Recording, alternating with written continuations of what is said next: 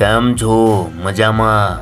भाई लोग जब किसी को हुकूमत से विद्रोह की चिंगारी फूकनी हो तो दिल्ली जाते हैं, जब अन्याय के खिलाफ आवाज़ उठानी हो तो दिल्ली जाते हैं। अब दिल्ली जाने का मतलब साफ है, दिल्ली में पार्लियामेंट है, सारे मंत्री संतरी जिसे हमने खुद वहाँ बिठाया है, वह सारे नेता बड़ा प्रधान राष्ट्रपति इसी राजधानी में रहते हैं। तो विरोध प्रदर्शन का असर राजधानी में किया जाए तो कोई ना सही, लेकिन मीडिया उसे दिखाएगा, फिर लाखों लोग देखेंगे और एक सेना तैयार होगी जो सरकार से बात भिड़ सकती है। कहने का मतलब विरोध प्रदर्शन के लिए दिल्ली को चुनने की यही सबसे बड़ी वजह मानी जाती है। खैर, इन दिनों रेसलरों का विरोध प्रदर्शन काफ़ी सुर्खियों में है। देश के बहुत सारे बड़े बड़े यहाँ तक कि ओलंपिक गोल्ड मेडलिस्ट विजेता भी इस प्रोटेस्ट का हिस्सा रहे हैं। प्रोटेस्ट का मुख्य कारण बताया गया यौन शोषण। आरोप लगा कुश्ती महासंघ के अध्यक्ष ब्रजभूषण पर कि वह खिलाड़ियों के साथ बहुत खराब व्यवहार करते हैं, अपना बाहुबलीपन दिखाते हैं और महिला खिलाड़ियों के साथ बदतमीजी करते हैं, उनका यौन शोषण करते हैं। खिलाड़ियों का कहना है कि ब्रजभूषण अपने पद से इस्तीफा दे, जबकि ब्रजभूषण ने इन आरोपों को खारिज करते हुए कहा कि ये एक साजिश है। इधर खिलाड़ियों ने अपनी तरफ से कोई कसर नहीं छोड़ी। कई दिनों से ये प्रोटेस्ट जारी है, बावजूद ब्रजभूषण ने अपने पद से हटने से साफ इनकार कर दिया।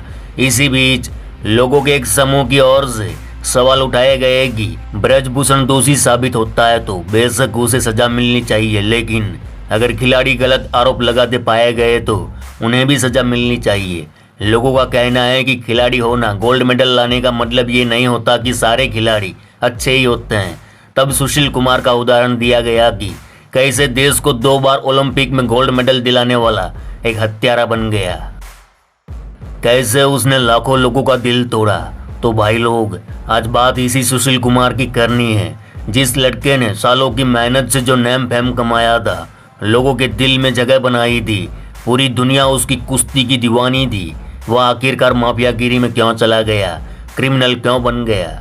एक कहावत है, बदले की भावना में इंसान अंधा हो जाता है। सुशील कुमार पर यह लाइन सटीक बैठती है। एक ओलंपियन खिलाड़ी के पतन की कहानी भले ही फिल्मी लगती हो, लेकिन ये आने वाली जनरेशन के लिए एक बड़ा सबक है। असल में इंसान की फितरत है कि जब उसे कुछ पसंद नहीं आता, किसी कारण उसका नुकसान हो जाता है या फिर अगर उसे अपमान महसूस होता है तो उसके अंदर बदले की भावना जन्म लेती है। अक्सर देखा जाता है कि जब 2 लोगों का झगड़ा होता है तो एक दूसरे से बदला लेने की कोशिश की फिराक में रहते हैं। वे बदला लेने का प्लान बना लेते हैं, लेकिन आखिर में हासिल कुछ नहीं होता, उल्टा नफरत के चक्कर में उनकी जिंदगी बर्बाद हो जाती है। दरअसल देश में कोरोना के कहर के बाद राजधानी में 4 मई 2021 को पहलवान सागर धनखड़ की हत्या की खबर आई। पूरा देश सन्न रह गया। सागर धनखड़ की हत्या छत्रसाल स्टेडियम में कर दी गई थी।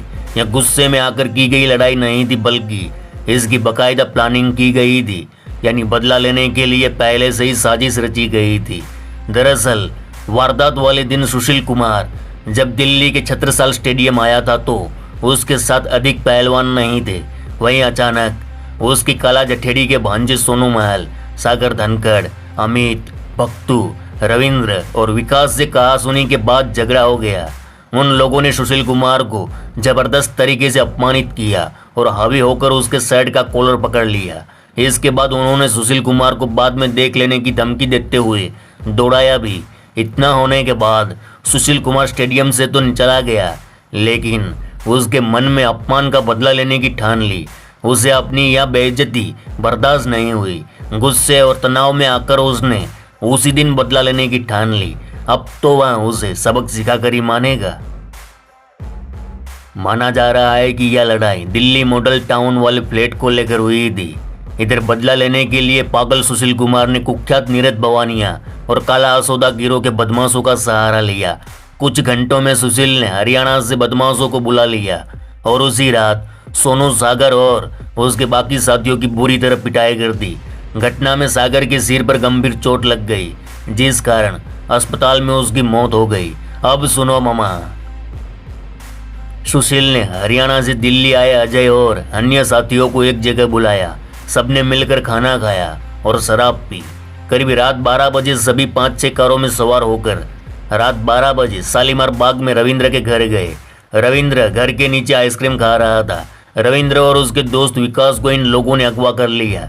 इसके बाद वे मॉडल टाउन स्थित सोनू के फ्लैट पर पहुंचे, जहां से सोनू, सागर, अमित और भक्तू को उठाकर रात 1 बजे के आसपास छत्रसाल स्टेडियम पहुंच गए, जहां पार्किंग एरिया में सभी 6 पहलवानों को घेर कर लाठी डंडे और हॉकी स्टिक से पिटाई शुरू कर दी।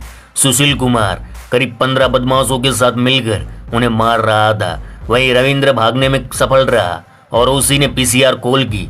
पुलिस का सायरन सुनते ही बदमाश अपनी गाड़ियों को मौके पर ही छोड़कर फरार हो गए। कुछ तो स्टेडियम के पीछे वाले गेट से फरार हो गए।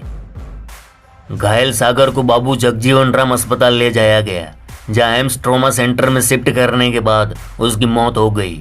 वहीं पोस्टमार्टम रिपोर्ट में खुलासा हुआ कि सागर को मल्टीपल फ्रैक्चर थे। उसकी सिर की कई हड्डियां टूटी हुई थी और दिमाग डैमेज होने के कारण उसकी मौत हो गई। अपमान का बदला लेने देश की शान, जिस पर देश को नाज था, जिसकी तरह लाखों युवा देश का नाम रोशन करने उसे रोल मॉडल मानते थे, उनकी नज़रों में आज वह गिर चुका था। 18 दिनों तक सुशील कुमार फरार हुआ। कई राज्यों में पुलिस ने छापेमारी की, 1 लाख का इनाम रखा, लेकिन आखिर में वह दिल्ली के मुंडका इलाके से गिरफ्तार हुआ और आज अपने गुनाहों की सजा तिहाड़ में भुगत रहा है। लेकिन मामा, सुशील कुमार के लिए असली दिक्कत अब शुरू होने वाली थी, क्योंकि सागर धनखड़ के साथ जिस सोनू महल की पिटाई की गई थी, वह हरियाणा के सबसे बड़े गैंगस्टर काला जट्ठेड़ी का भांजा है। इधर भांजे की पिटाई से काला जट्ठेड़ी बौखला उठा, इधर सुशील कुमार पर खतरा मंडरा रहा था। उस वक्त तिहाड़ जेल प्रशासन को भी शक था कि सुशील कुमार पर जेल में हमला हो सकता है, क्योंकि काला जट्ठेड़ी के कई गुंडे तिहाड़ में बंद थे। वहीं काला जट्ठेड़ी का गठजोड़ देश के सबसे बड़े डॉन लॉरेंस बिश्नोई से है। इधर सुशील कुमार ने नीरज भवानिया की पनाह ली, क्योंकि तिहाड़ में काला के गिरोह से उसे बचा सकता है तो वह नीरज भवानिया ही था। ऐसा दावा उस वक्त मीडिया में किया जा रहा था। अब यहाँ रुकते हैं, सुशील कुमार के जीवन के कुछ पहलुओं को देख लेते हैं। सुशील कुमार का पूरा नाम सुशील कुमार सोलंकी है। उसका जन्म 26 मई 1983 को साउथ वेस्ट दिल्ली के नजफगढ़ के पास बपरोला गांव में हुआ था। सुशील के पिता दीवान सिंह MT-MLA दिल्ली में ड्राइवर थे और माता कमला देवी गृहिणी। सुशील के परिवार में उनके पिता और उनके कजिन संदीप रेसलर रह चुके हैं और इन दोनों को देखकर ही सुशील कुमार रेसलिंग के प्रति जागरूक हुए। सुशील ने मात्र 14 वर्ष की उम्र में छत्रसाल स्टेडियम में पहलवानी सीखी। उस वक्त उनके पास रेसलिंग करने की इतनी फैसिलिटी भी नहीं थी, बावजूद रेसलिंग के प्रति जुनून ने उन्हें एक ताकतवर रेसलर बनाया। इस दौरान उनके परिवार ने इस बात का पूरा ध्यान रखा कि उनके खान पान में किसी भी प्रकार की कमी ना हो, उन्हें पूर्ण पोषण मिले। यहाँ बता दूं कि सुशील कुमार पूर्ण रूप से शाकाहारी है। उन्होंने अपने अब तक के करियर में अनेकों प्रतियोगिताओं में जीती और देश के नाम कई मेडल कराकर हमें गौरव दिलाया। जेल जाने से पहले सुशील कुमार को रेलवे में असिस्टेंट कमर्शियल मैनेजर के पद पर नियुक्त भी किया गया था। सुशील कुमार ने 66 किलोग्राम वेट डिवीजन में 2010 वर्ल्ड टाइटल जीता था। उसके बाद सुशील ने सन 2012 में लंदन ओलंपिक्स में सिल्वर मेडल और सन 2008 में बीजिंग ओलंपिक्स ब्रॉन्ज मेडल अपने नाम किया था। इन दोनों खिताबों के बाद वे पहले ऐसे भारतीय व्यक्ति बन गए थे जिन्होंने 2 ओलंपिक्स मेडल जीते थे। अपने उत्तम खेल प्रदर्शन के लिए सुशील कुमार को जुलाई 2009 में राजीव गांधी खेल रत्न से नवाजा गया है, जो कि भारत का सर्वोच्च खेल सम्मान है। यहाँ बता दूं कि 2014 में हुए कॉमनवेल्थ गेम्स में 74 kg में सुशील कुमार ने गोल्ड मेडल अपने नाम किया था। अब जब एक खिलाड़ी के अपराधी बन जाने की कहानी लिख दी गई है तो जाहिर सी बात है हमारे मन में भी सवाल है कि आज की युवा इतनी जल्दी गुस्सा क्यों कर जाते हैं। एक अध्याय के अनुसार इंसान बदला लेने के बाद खुद को नॉर्मल महसूस करता है। अपमानित होने के बाद जब वह सामने वाले से किसी भी तरह से बदला ले लेता है तो उसे लगता है कि अब सब कुछ सामान्य है, जबकि बदला लेने की भावना अपने साथ 10 और मुसीबत लेकर आती है। खैर, आज के नौजवानों को इस केस से सीखना चाहिए कि बदला लेने के चक्कर में देश का सबसे बड़ा खिलाड़ी इतना बड़ा नेम फेम कैसे सब कुछ खो दिया। तो मामा, कभी अपराधी मत बनो। और हाँ, सुशील कुमार के एक खिलाड़ी से अपराधी बनने की कहानी पर आपकी क्या राय है, कमेंट में जरूर बताना। चलो इस गुज्जू भाई का राम राम, मिलते हैं फिर।